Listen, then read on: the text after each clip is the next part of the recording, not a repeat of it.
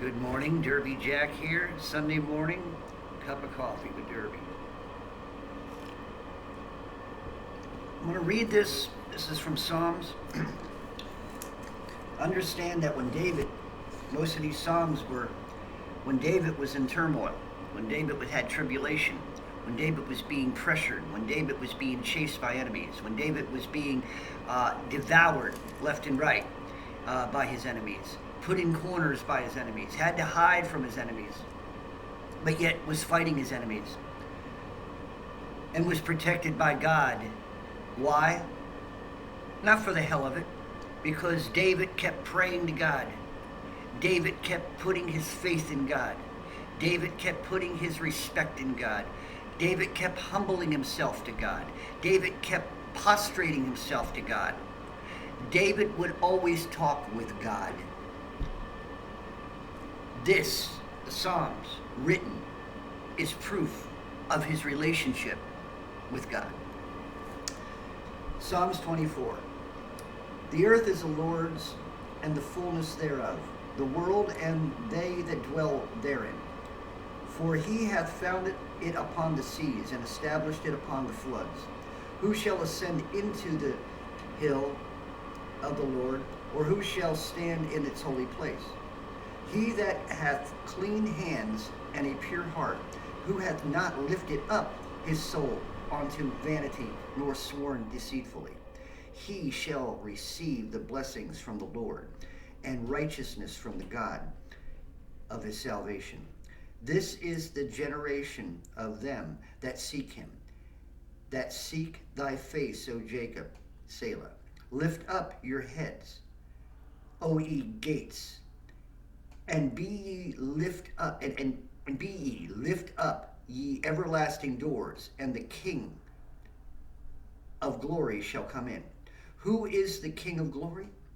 The Lord strong and mighty, the Lord mighty in battle. Lift up your heads, O ye gates, even lift them up, ye everlasting doors, and the King of glory shall come in. Who is the King of glory? The Lord of hosts. He is the King of glory. Selah. King of glory, King of battle, King of righteousness, Lord over all. The problem is that even us Christians forget that from time to time. Every once in a while, our natural man may get mad and swear to God or use a name in vain against God. When you think of people like David, David's heart was always seeking God in battle and in tribulation. He even sought God in triumph, never forgetting those who went to battle with you or for you. And of course, God, when God comes to battle for you, you just don't let it, oh, okay, cool. No. You get on your knees and prostrate and thank God humbly for doing what he's done in your life. Many don't go that far. Many forget. Every day I have to remind myself who I belong to. Every day I have to remember that I'm a bond slave.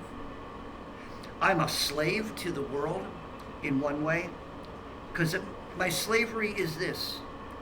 To my boss, I'm a worker. My boss depends on me. To God, I'm a worker. He depends on me. Now, my boss pays me money. My God gives me blessings. My boss covers my back. My God, he has my back. Always. If I quit my job, my boss will find someone else. If I quit my job for God, God has just lost a soul.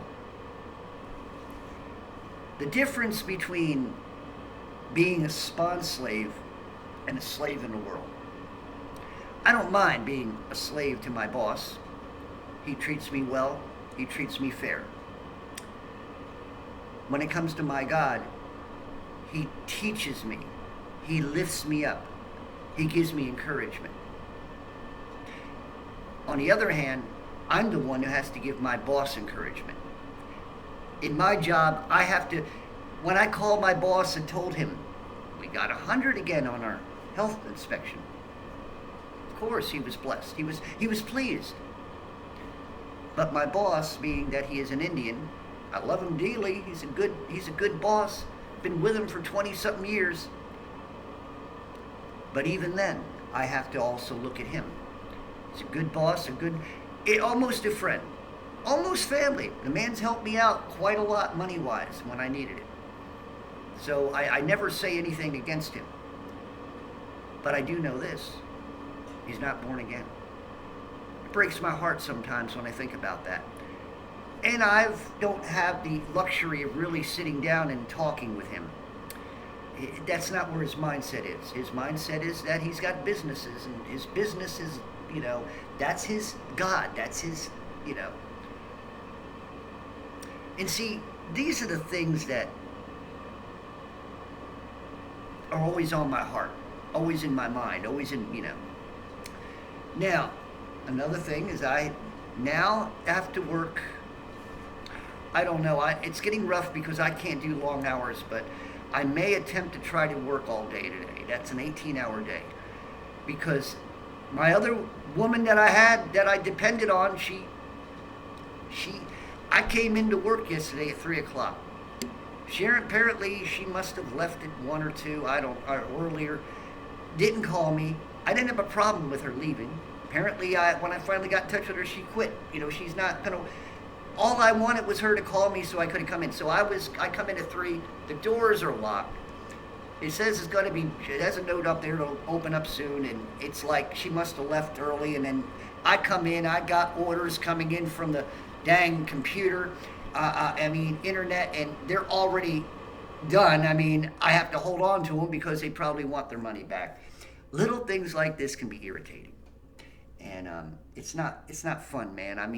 I've done everything I can. When people come into work, I do everything I can to try to appease them. I do everything I can to make sure that their jobs are easy. As they're learning, I try to train them to the best of my ability. And then I try to give them a trust. And seems like anymore you can't trust people. You find out that, little inconsistencies happen. They're not letting you know things, and money comes up missing, things like this. And I never wanted to be a manager. And yet these are the things you have to deal with. So I also put myself in a position of what it must be like to be God. God has trusted his ministries, okay, to certain people throughout time, okay? I talked about David. He trusted in David. David trusted in him. God gave David blessings, and David mercy, and David grace. God, even when David was wrong and David killed another man, think about that. Even God forgave him. That just blows your mind. And see, I don't see anywhere else where God forgave anybody else for that.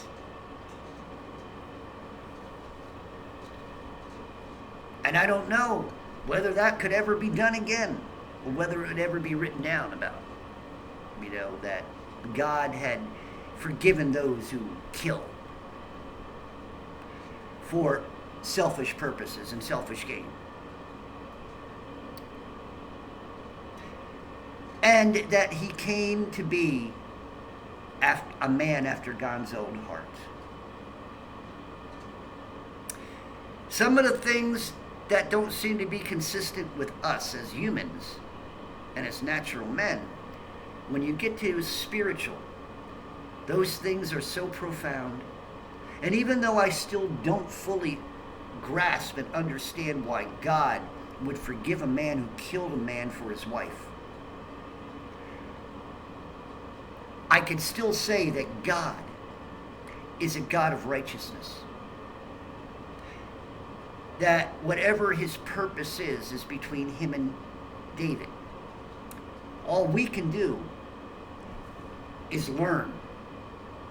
That doesn't mean that you or I could ever be forgiven for killing somebody.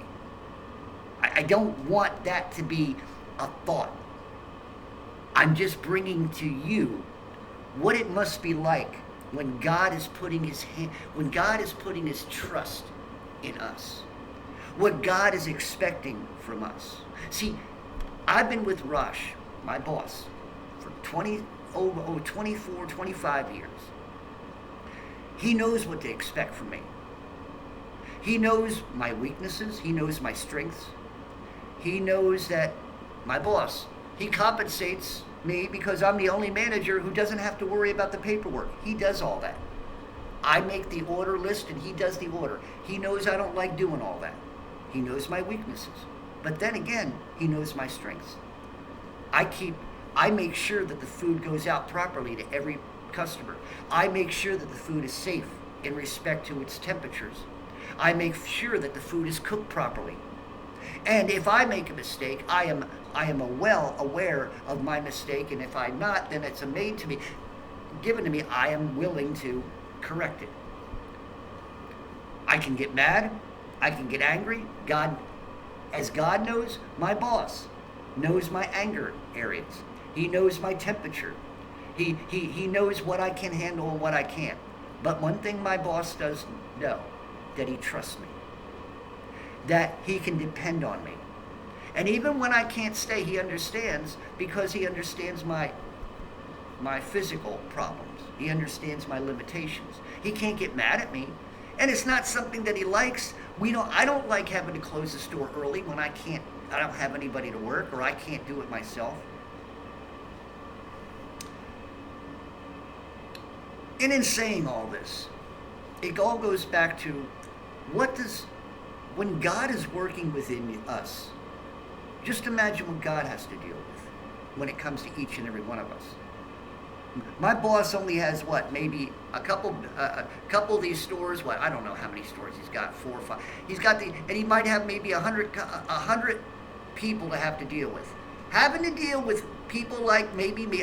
He doesn't have quite a few people. Maybe 1 or 2 managers in one of his stores. He don't have any real managers in all his stores. He has to keep going back and forth. Mine's the only store he don't have to come to. You see, that's depending on somebody. And he does it because he knows that I'm trustworthy, and he knows that I'm capable of doing the job, and that I do it. When it comes to God, God deals with every one of us human beings. He looks down and he sees the grasshoppers. He sees who's hopping the right way and who's hopping the wrong way. He can tell by looking at hearts who's there and who's his and who's not.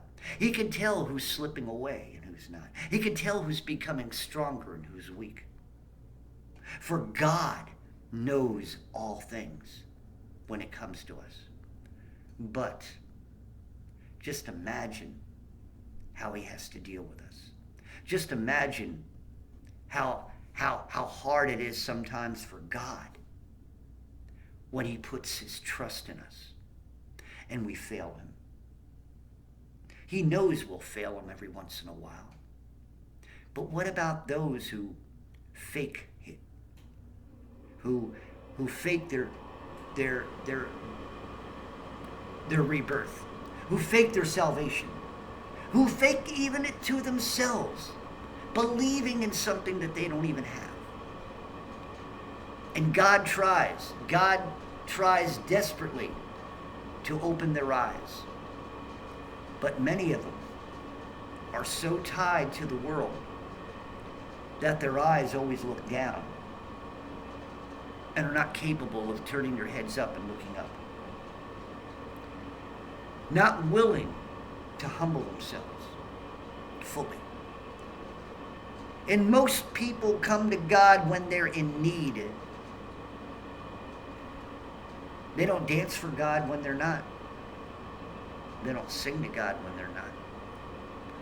David danced, David sung. Even after he won his campaigns, And why did he sing? Not to praise himself, but to praise the holy master above, who gave him the wind, who cleared the way, the path, and gave him the strength to conquer, and the power and the ability. Today, I ask all of you who is watching, where's your hearts? Where's your faith? Where's your fear? Do you fear the world? If you have faith, you shouldn't. If you're looking up and praying, you should be strengthened. You should have power. But if you're not doing these things, what do you have? You have nothing. You have no spark. You have no life. You have no truth. If the Holy Spirit is not within you, how can you gain any of this? You can't. There's no possibility. There's no way. So in saying all this, yes, I am now working alone again. It's a shame. It really is a shame. This person I had was a good worker. It seems like you get a little bit of something, but you can't get it all, you know? And it's a shame. But anyway, wanted to bring all this up to you. Keep me in prayer. Keep my business in prayer. Hopefully I can find someone who's gonna stay. I mean, God, all I want is someone to stay. If I can get somebody to stay at least a year, it's like after a couple weeks, a month, 2 months, they just can't do it no more. I don't know. Anyway, love you all. Derby Jack out. See you all on the other side.